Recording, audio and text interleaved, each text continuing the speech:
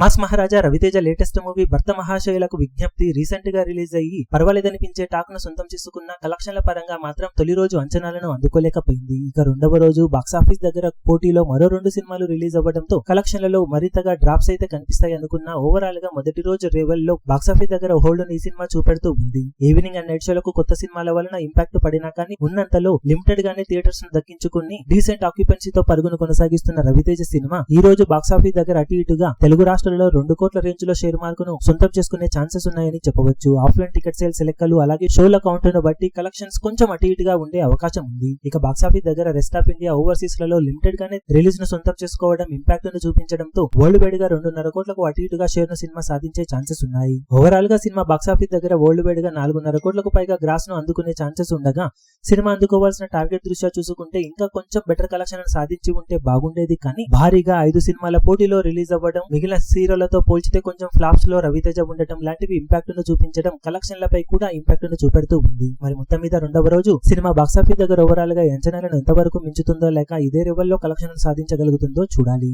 ఈ వీడియో మీకు నచ్చినట్లయితే లైక్ చేయండి, షేర్ చేయండి, ఛానల్ ను సబ్స్క్రైబ్ చేయడం మాత్రం మరవకండి. ఏ చిన్న అప్డేట్ ను మిస్ అవ్వకూడదు అనుకుంటే బెల్ ఐకాన్ ను ప్రెస్ చేయండి.